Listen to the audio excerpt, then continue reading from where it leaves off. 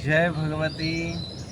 सभी साधकों को बहुत बहुत शुभकामनाएं। वास्तुस्पते प्रतिजानि स्वमेषु अनमिवो यद्विमहि प्रत्यतन्नो जुखदवसम चतुष्पदये द्विपदेशम चतुष्पदये। आज हम वास्तु से संबंधित कुछ चर्चा करने जा रहे हैं।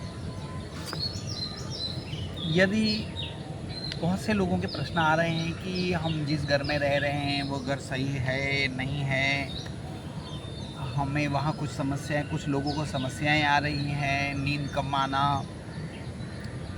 घर के अंदर में धन का नहीं ठहरना, ये सब छोटी छोटी समस्याएं हैं। कुछ लोगों ने दक्षिण द्वार वाले घर ले लिए हैं, कुछ लोगों ने पश्चिम द्वार के घर ले लिए हैं, कुछ लोगों ने नैऋत्य के, कुछ वायव्य के ले लिए हैं। तो ऐसी स्थिति में वो बदली भी नहीं कर पा रहे हैं, तो करें क्या? तो हमने उस विषय पे बहुत चिंतन करके हमने एक विषय निकाला है, उसका हल निकाला है। जैसे सबसे पहले यदि आपके घर का द्वार दक्षिण दिशा में या ऐसे आ गया है, या लेटरिन का जो स्थान है वह ईशान्य कोण में आ गया है, या पूर्व दिशा में आग्नेय कोण में आ गया है, ऐसी स्थिति में आप कुछ बदली नहीं कर पा रहे हैं और आप समस्याओं को बिल्कुल होते जा रहे हैं, ग्रस्त होते जा रहे हैं समस्या से। तो एक सबसे पूर्व याद रखें कि आपके घर का जो वास्तु जब बिगड़ता है तो सबसे पहले उसके वेव जो है, ऊर्जा का जो दिशा है वह डिस्टर्ब हो जाती है। तो ऊर्जा या तो रुक रुक के बहती है या बहती नहीं है, या एंटी क्लॉक हो जाती है। ऐसी स्थिति में मन में ग्लानि रहना, क्रोध होना, घर के अंदर में विविध प्रकार के रोग होना, आर्थिक रूप से संपन्नता नहीं हो पाना, और घर के बच्चों में संस्कार खराब हो जाना, ये सब चीज़ें वास्तु के इसके द्वारा होती हैं।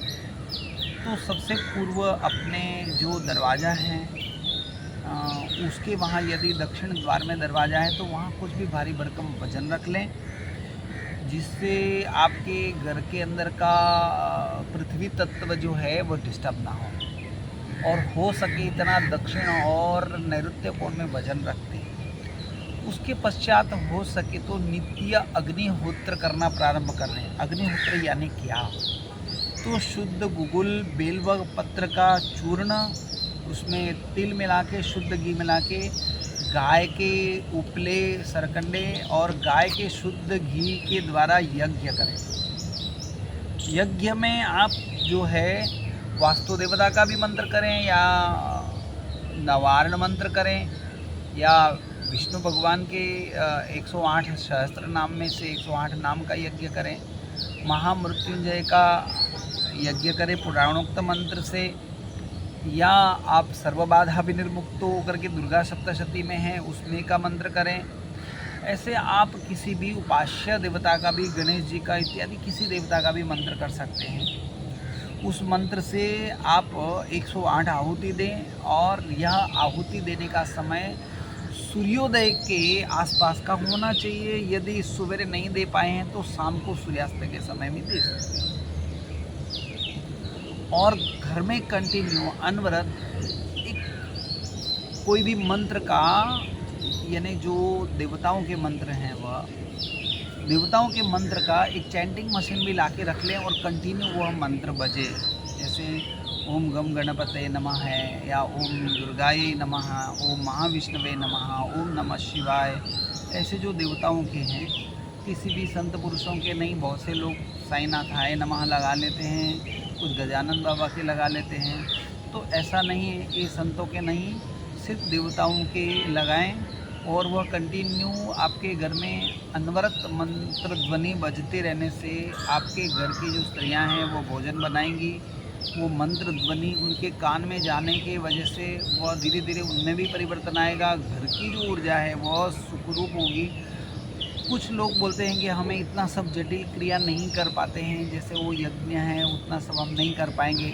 तो हमारी संस्था ने एक ऐसा निर्माण किया है, वास्तुकल्प करके हमने एक ऐसी धूप कप बनाए हैं जिसके अंदर में शुद्ध गूगल वगैरह और इसका किया है हमने, इसका शुद्ध गूगल वगैरह डाल के, और अन्य औषधियाँ जो वास्तु यज्ञ के समय में इस्तेमाल होती हैं वह हम उसमें डाली हैं हमने।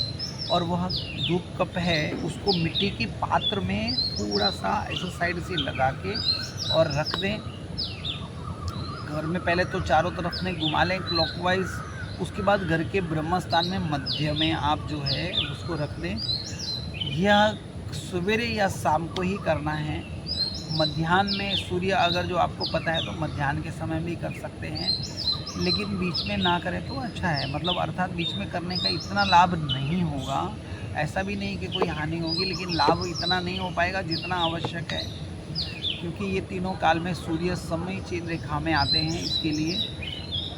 और इस विषय में आपको कोई भी प्रश्न करने हैं हमें ज़रूर प्रश्न करें। जय भगवती।